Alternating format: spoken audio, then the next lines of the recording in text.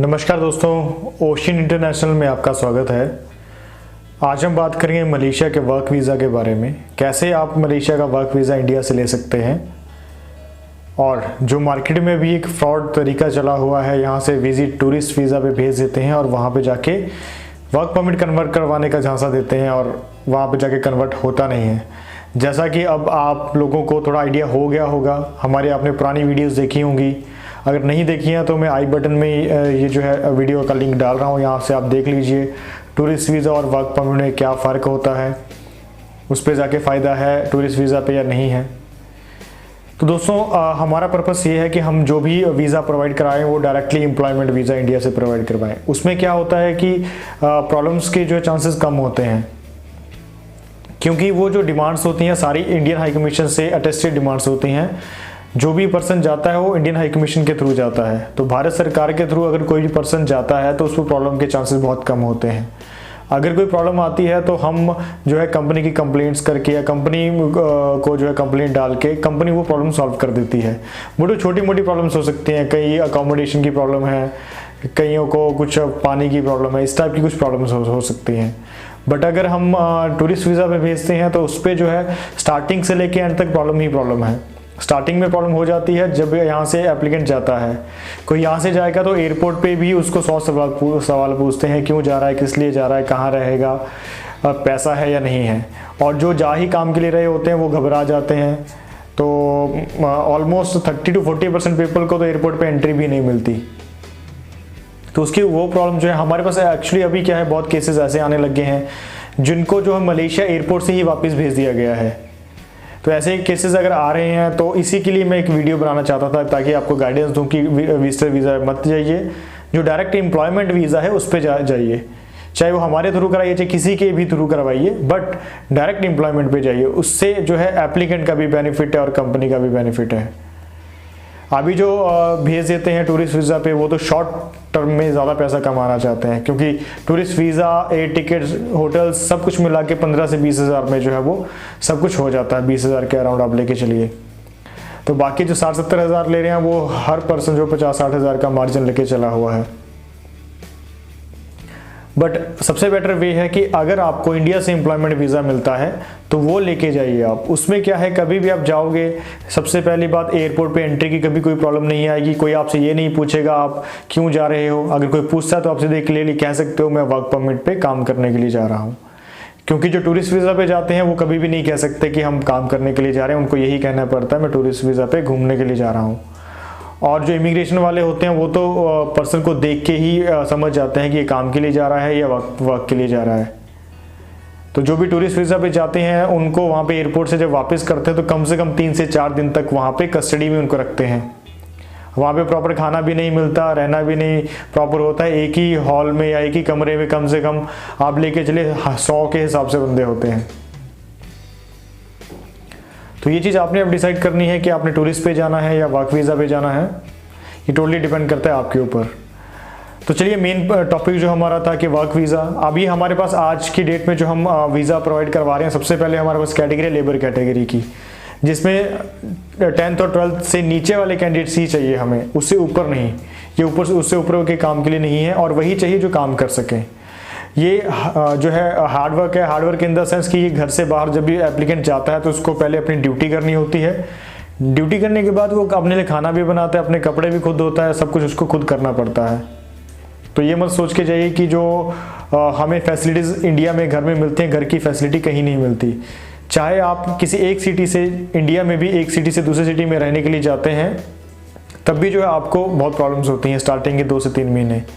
तो ये तो आपने एक कंट्री से दूसरी कंट्री में जाना है, तो नेचुरल सी बात है कि इतना ईजी नहीं होता है स्टार्टिंग में।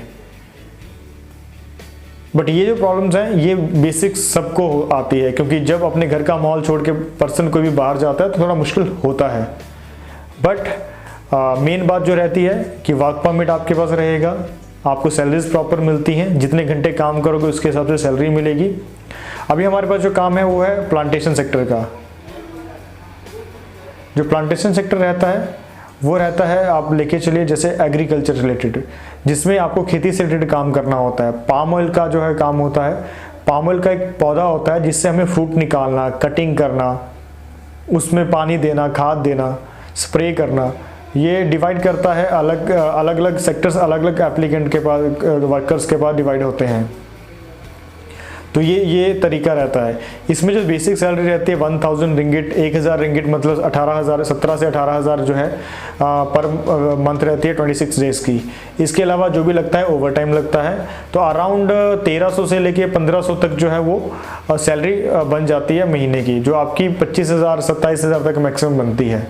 तो जो भी 25-27 हज़ार की सैलरी में सेटिस्फाइड हैं, कृपया वही इस जॉब के लिए अप्लाई करें। और ये जो जॉब होती है आउटडोर जॉब होती है, बाहर काम करना पड़ता है। इसमें ऐसा नहीं होगा कि आपको आपकी जो जॉब होगी वो किसी इंडोर या फैक्ट्री में होनी है, नहीं। ये फार्म्स होते हैं, फार्म से आपका बाहर जॉब होगी। वहाँ पे ऐसा है कि धूप बहुत तेज़ नहीं होती है, तेज़ इन द सेंस कि जैसे गल्फ़ में जो है वो 45-47 डिग्री सेल्सियस तक टेम्परेचर जाता है, ऐसा नहीं होता वहाँ पे 30 से लेके 32 डिग्री 35 डिग्री सेल्सियस तक मैक्सिमम टेम्परेचर जाता है।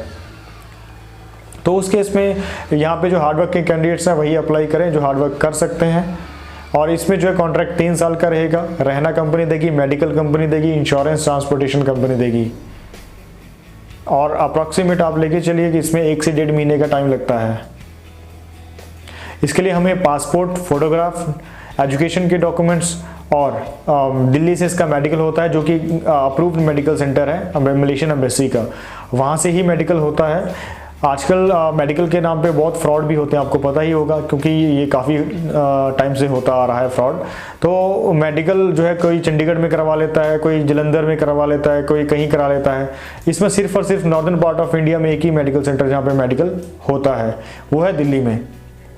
इसके बाद फिंगरप्रिंट की बात आती है। फिंगरप्रिंट का मतलब होता है बायोमेट्रिक्स।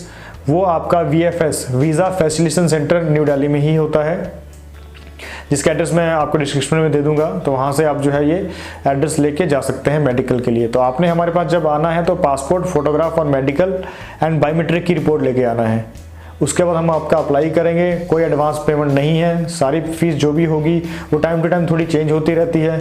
वो आप जो है सर्विस चार्जेस जो फीस है उसके लिए आप हमारे दिए हुए नंबर पे या आप email ID पे अपना डिटेल्स भेज सकते हैं। इसके अलावा टाइम टू टाइम हमारे पास और वैकेंसीज आती रहती हैं, जैसे शॉपिंग मॉल में, होटल्स में और कंस्ट्रक्शन सेक्टर में। कंस्ट्रक्शन सेक्टर में सबसे ज़्यादा पैसा बनता है, तो वैकेंसीज आती रहती हैं। अगर ऐसे कोई और वैकेंसी आती है तो हम आपको बता देंगे। अभी हमारे पास कुछ कंस्ट्रक्शन सेक्टर में वर्कर्स है, जिसके लिए हमने एक अलग से वीडियो बनाई है। वो वीडियो जो है मैं आपको आई बटन में इसका लिंक दे देता हूँ, आप जो है इस वीडियो को देख लीजिएगा। यहाँ पे काफ़ी अच्छी सर्विस प्रोवाइड की गई है। यहाँ पे अराउंड आप लेके चल सकते हैं कि अगर कोई एप्लीकेंट जो है पर डे के हिसाब से लेके चलता है 85 रिंगिट बनता है। 85 रिंगिट के हिसाब से आजकल का आप लेके चलिए 1450 से 1500 रुपये जो है इंडिया का आप एक दिन का लेके चल सकते हैं, जिससे कि अराउंड आपकी मंथली सैलरी, आप 30 डेज काम करते हैं तो 42 से 45 हज़ार। बट फिर भी हम 40,000 लेके कह के चलते हैं कि 40 हज़ार अगर आप अर्न कर सकते हैं महीने का। इससे ज़्यादा भी कर सकते हैं, बट फिर भी कम हम कह के चलते हैं। इसके अलावा हमारे पास अभी जो जॉब थी वो थी आप लेके इसके अलावा क्लीनर्स की, जो हमें हाउसकीपिंग वर्कर्स चाहिए। वो भी हमें 8 से 10 वर्कर्स की अभी ज़रूरत है। वो है होटल, मॉल, रेस्टोरेंट में क्लीनर्स चाहिए। उसमें भी 1000 basic salary plus over time है। एक्स्ट्रा जो भी लगेगा वो कंपनी प्रोवाइड कराएगी।